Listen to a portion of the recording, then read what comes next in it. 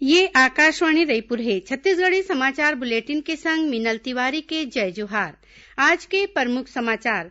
छत्तीसगढ़ माध्यमिक शिक्षा मंडल ह आज 10वीं और 12वीं के नतीजा जारी करे हे। 12वीं के परीक्षा में मुंगेली जिला के टिकेश वैष्णव और 10वीं में इही जिला के प्रज्ञा कश्यप अव्वल स्थान बनाइन।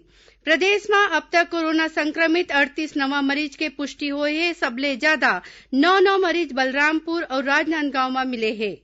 और केंद्र सरकार ह फैसला करे है कि कोरोना महामारी के सेती एसो भारत ले हज यात्री सऊदी अरब के यात्रा में नहीं जा सकही।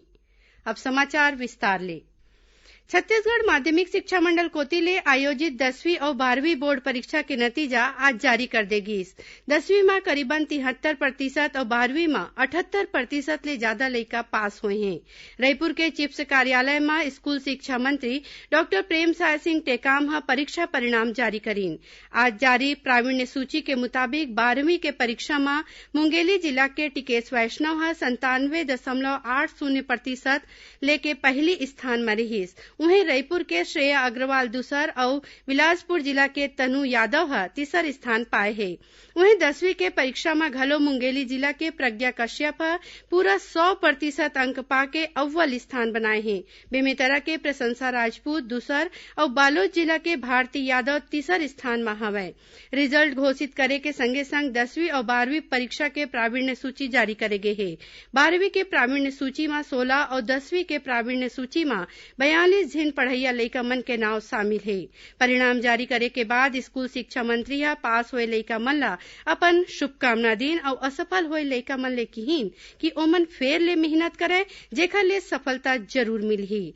राज्यपाल अनुसुईया उइके और मुख्यमंत्री भूपेश बघेल 10वीं और 12वीं के परीक्षा में पास होए विद्यार्थी मन ला अपन शुभकामना दिन है। प्रदेश में अब तक कोरोना संक्रमित 38 नवा मरीज के पुष्टि हुई है। स्वास्थ्य विभाग के मुताबिक एमा ले सबले ज्यादा 9 मरीज बलरामपुर और राजनांदगांव में मिले हैं। वहीं जांजगीर चांपा और सरगुजा जिला के 6, रायगढ़ ले 5 और राजधानी रायपुर ले 3 कोरोना मरीज पाए गए हैं। अब प्रदेश में कोरोना ले 800 ले ज्यादा सक्रिय मामला है। वहीं 1487 मरीज स्वस्थ हो गए हैं। प्रदेश में कोरोना ले अब तक 12 झिन के मौत हो गए हैं। राजनांदगांव शहर में आज कोरोना संक्रमण के 9 नवा मामला पाए गए हैं। ये सबो लखौली के रहैया हरे। स्वास्थ्य विभाग के मुताबिक ये मरीज मन ला पेंड्री के मेडिकल कॉलेज अस्पताल में भर्ती कराए जाथे। उन्हें 3 झिन मरीज ला ठीक होए के बाद आज अस्पताल ले छुट्टी दे जाही। एकर पहले राजनांदगांव के रहैया कोरोना संक्रमित एक सियान के काली एम्स रायपुर में मौत हो गए। ये मरीज ला 2 दिन पहले राजनांदगांव के पेंड्री अस्पताल ले एम्स में भर्ती कराए गए रहीस। मौत हुए सियान के परिवार वाले मन घलो पॉजिटिव पाए गए हैं जिखर इलाज होवत है। उन्हें रायपुर में जौन 3 झिन नवा मरीज मिले हैं ओमन एक थाना प्रभारी के परिवार के हवय। जानकारी के मुताबिक ये मामला पुरानी बस्ती के हवा। ये थाना के टीआई के परिवार के 3 झिन पाछू कुछ दिन पहले बिहार ले लौटे रहीन और सबो झन होम क्वारंटाइन रहीन। कोरोना जांच रिपोर्ट में कोरोना संक्रमण होए के पुष्टि हुई है, जेकर बाद पुरानी बस्ती थाना ला सील कर दे गए है। ये थाना के कामकाज के जिम्मेवारी टिकरापारा थाना ला दे गए है।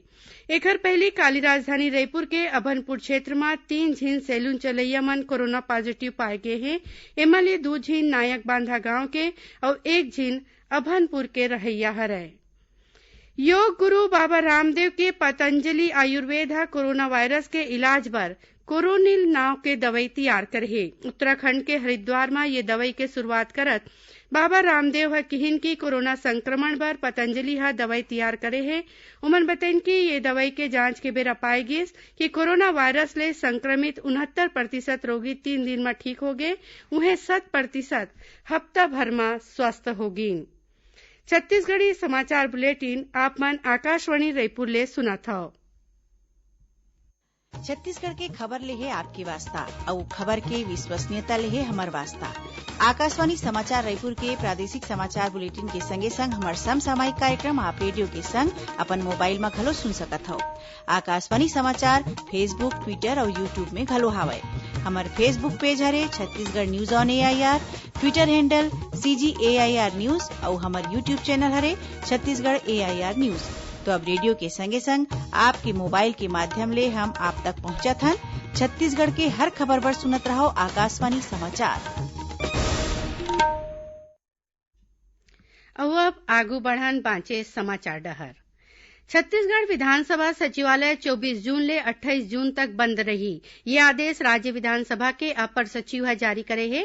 जैसन की पहली खबर दे गे हे कि विधानसभा सचिवालय में काली एक बैठका होई रहीस।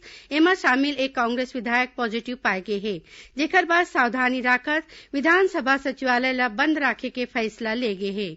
यही बीच स्वास्थ्य विभाग ह पाछू 7 जून और 10 जून के इंडिगो और विस्तारा के विमान ले नई दिल्ली ले रायपुर लहुटैया यात्री मन ले क्वारंटाइन रहे के अपील करी है। ये दोनों विमान में यात्रा करैया एक यात्री कोरोना पॉजिटिव पाए गे हैं। जम्मो यात्री मन ले हेल्पलाइन नंबर 104 में अपन संबंध में जानकारी दर्ज कराए बर कहे गे है। केंद्र सरकार कोती ले कोरोना वॉरियर्स और संक्रमित मरीज मन बर अपन सोच में बदलाव लाए बर बदल कर अपना व्यवहार करे कोरोना परवार अभियान चलाए जाथे।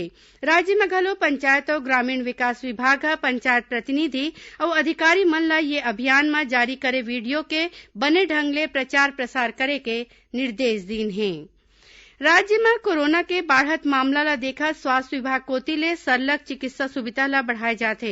एमा कोविड अस्पताल के स्थापना के दूसर चरण में अब MIC अस्पताल कोरबा, शंकराचार्य मेडिकल कॉलेज अस्पताल दुर्ग, MCH अस्पताल बलौदाबाजार, कोविड केयर अस्पताल कोरिया, MCH अस्पताल सूरजपुर, मिशन अस्पताल धमतरी और सामुदायिक स्वास्थ्य केंद्र बलरामपुर में घलो कोरोना मरीज मन के इलाज के सुविधा हवय। उहें ये अस्पताल संग जिला स्तर में कोविड केयर सेंटर बनाए गए हैं। रायपुर के इंडोर स्टेडियम ला 230 बिस्तर वाले कोविड केयर सेंटर के रूप में तैयार करे गए हैं। यही बीच आने चिकित्सा महाविद्यालय और सरकारी अस्पताल मन में 361 डॉक्टर मन के नियुक्ति के आदेश जारी करे गए हैं। केंद्र सरकार हा फैसला करे है कि कोरोना महामारी के सेती एसो भारत ले हज यात्री सऊदी अरब के यात्रा में नहीं जा सकी। केंद्रीय अल्पसंख्यक मामला के मंत्री मुख्तार अब्बास नकवी हा आज बताइन कि हज बर करीबन 2,13,000 अर्जी मिले रहीस। उमन बताइन कि अर्जी देवैया मन ला बिना कोनो किस्म के कटौती करे पूरा रकम लहुटाए के काम शुरू कर दे गे है। एक राष्ट्र एक राशन कार्ड योजना ला छत्तीसगढ़ में घलो लागू करे के तैयारी शुरू कर दे गे है। ये योजना शुरू होए ले राशन कार्डधारी हितग्राही अपन पसंद के उचित मूल्य के दुकान ले राशन ले सकी। उन्हें राज्य के राशन कार्डधारी हितग्राही देश के कोनो राज्य में जाही तो ओमन ला उन्हें के उचित मूल्य के दुकान ले अनाज मिल जाही। पाछू 24 घंटा में राज्य के कतकोन क्षेत्र में सरलग वर्षा होवत रही, जेखर ले नंदिया नरवा के जल स्तर बाढ़ गे हे। बाढ़ जैसन स्थिति झन होवय एकर बर कई ठिन जलाशय के गेट खोले गे हे। राजनांदगांव जिला में मोंगरा बैराज ले आज शिवनाथ नंदिया के 3000 क्यूसेक पानी छोड़े गे हे। धमतरी जिला के गंगरेल बांध ले घलो पानी छोड़े जाथे। महासमुंद जिला में सरलग होवत वर्षा के सेती जिला आपदा प्रबंधन टीम ला अलर्ट रहे बर कहे गे हे। यही बीच मौसम विभाग हा अवैया 24 घंटा में प्रदेश के उत्तर पश्चिमी हिस्सा के 1-2 जगह में भारी वर्षा के चेतावनी दे है। भारत नेट परियोजना के पहली चरण में बस्तर जिला के 106 ग्राम पंचायत ला शामिल करे गए है। ये परियोजना में बस्तर और तोंगापाल विकास खंड के ग्राम पंचायत में जल्दी इंटरनेट के सुविधा मिल सकी। आखिर में प्रमुख समाचार एक घाव फेर।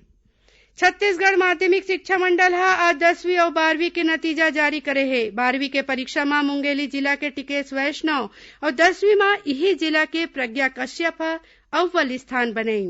प्रदेश में अब तक कोरोना संक्रमित 38 नवा मरीज के पुष्टि हुए है। सबले ज्यादा 9 मरीज बलरामपुर और राजनांदगांव में मिले हैं।